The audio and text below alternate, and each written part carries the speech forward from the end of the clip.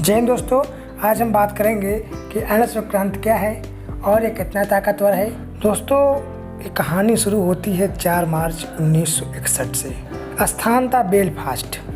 Belfast में HMS Hercules, जो Britain का एयरक्राफ्ट कैरियर था, उस पर विजय लक्ष्मी पंडित उसके डेक पर जाकर नेवी के तिरंगों को फहराकर उसका नाम विक्रांत रख दिया। ये विक्रांत इतना घातक और ताकतवर था कि इसने 1971 में पाकिस्तान को धूल चटा दी और उसने बहुत सारे कारनामे किए और 31 जनवरी 1997 को रिटायर कर दिया गया। दोस्तों, INS विक्रांत का मतलब जयेम सम युद्ध स्पृधम, यानी जो मुझसे युद्ध करेगा मैं उसे पूरी तरह से पराजित कर दूंगा।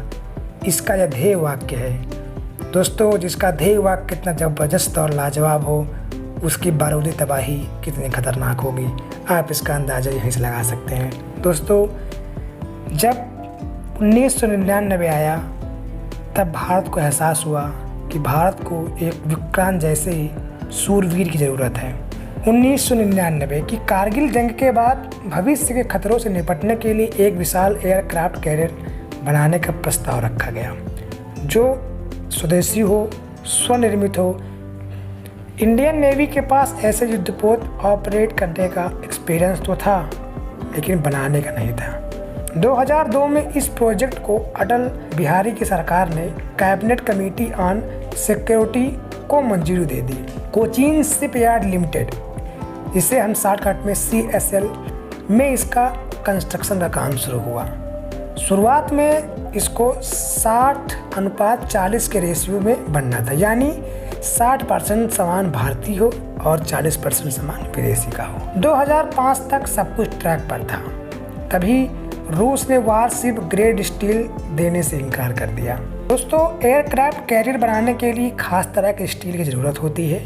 इसे वारशिप ग्रेड स्टील कहते हैं, जिसके लिए भारत रूस पर निर्भर था।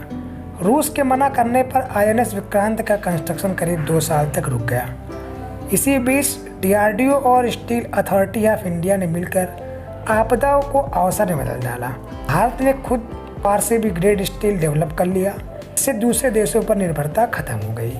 जिंदल ग्रुप और SR ग्रुप मिलकर इस स्टील को बनाने लगे।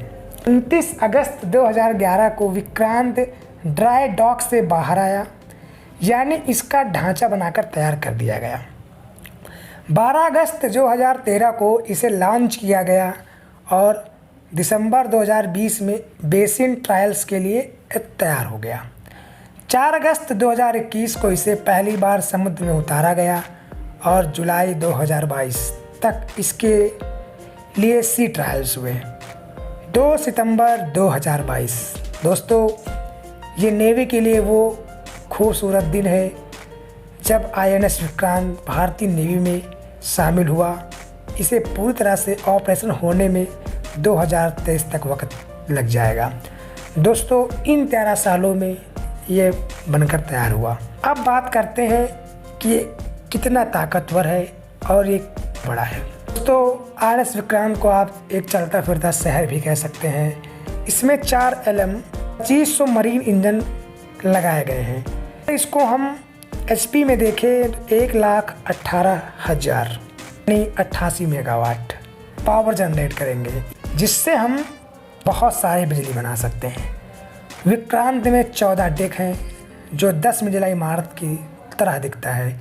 इसमें कैंटीन के साथ साथ मॉडर्न किचन भी है, जहां 1 घंटे में लगभग 1600 से अधिक लोगों के लिए खाना बनाया जा सकता है।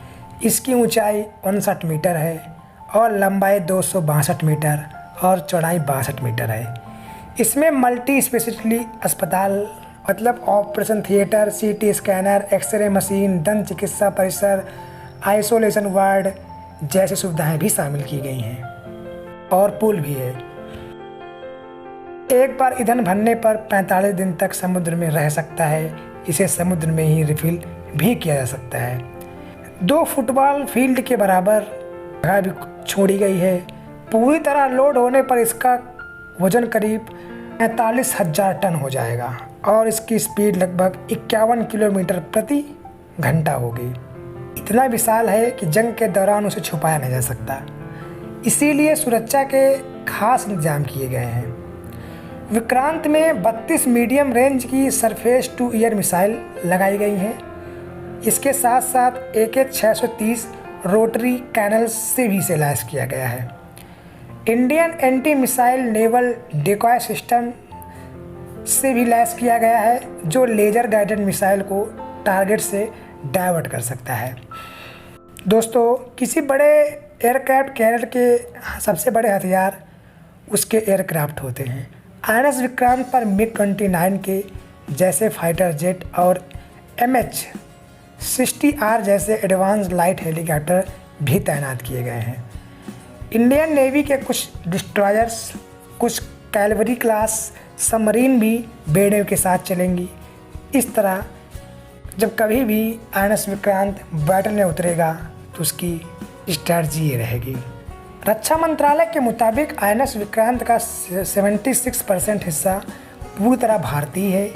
इसके बनने के साथ ही भारत उन चुनिंदा देशों की गिनती में शामिल हो गया है जो एयरक्राफ्ट कैरियर डिज़ाइन करने और बनाने में सक्षम है। INS विक्रांत को बनाने में 500 से ज़्यादा भारतीय कंपनियां शामिल हुई हैं। इनमें से कुछ प्रमुख DRDO और स्टील अथॉरिटी ऑफ इंडिया ने मिलकर वारशिप ग्रेड स्टील मुहैया करवाया है। टाटा एडवांस सिस्टम ने विक्रांत का कॉम्बैट मैनेजमेंट सिस्टम तैयार किया है। भारतीय इलेक्ट्रिकल्स ने इलेक्ट्रॉनिक वॉरफेयर और डेटा नेटवर्क बनाया है। भारत हैवी इलेक्ट्रिकल्स ने इंटीग्रेटेड प्लेटफॉर्म मैनेजमेंट सिस्टम तैयार किया है। और Larsen and turbo garden, reach shipyard और वाटसिला इंडिया जैसी कंपनियों का भी बड़ा योगदान रहा है। एयरक्राफ्ट कैरियर को समंदर में तैरता हुआ एयरबेस कह सकते हैं, जहां से लड़ाकू विमान टेक ऑफ और टेक लैंडिंग कर सकते हैं। आमतौर पर एयरपोर्ट के साथ एयर स्ट्रिप 3000 मीटर लगे होते हैं, लेकिन INS विक्रांत सिर्फ 200 मीटर में ही इसे मैनेज कर सकता है। आप गौर करेंगे कि INS विक्रांत की नाक उठी हुई है। ये एयरक्राफ्ट को टेक ऑफ में मदद करने के लिए बनाया गया है। इसे स्टोबार मतलब short take off but arrested recovery कहते हैं। आगे का हिस्सा उठा होने की वजह से एयरक्राफ्ट सीधे ज़मीन की बजाय ऊपर को उठे चले जाएंगे। इसी तरह लैंडिंग के लिए अरेस्टेड रिकवरी सिस्टम का इस्तेमाल किया जाएगा। डेक पर इसे 3 जगह से अरेस्ट कर लिया जाएगा और थोड़ी सी जगह में एयरक्राफ्ट को लैंड करवा लिया जाएगा। दोस्तों, इस तरह से हमारा INS विक्रांत इतना घातक और शक्तिशाली बना है। दोस्तों, जब कभी ज़रूरत पड़ी ब्रह्मोस जैसी मिसाइलों के लिए इंटीग्रेशन का काम किया जा सकता है और तबाही का मंजर पैदा किया जा सकता है। दोस्तों, हम अगले वीडियो में आपको पुराने INS विक्रांत और नए INS विक्रांत के कंपेरिजन करके बता देंगे कि पहले से अब का INS विक्रांत कितना घातक और ख़तरनाक हो गया है। दोस्तों, ये वीडियो आपको कैसा लगा कमेंट बॉक्स में लिखिएगा। मिलेंगे नेक्स्ट वीडियो में किसी नए टॉपिक के साथ। तब तक के लिए जय हिंद।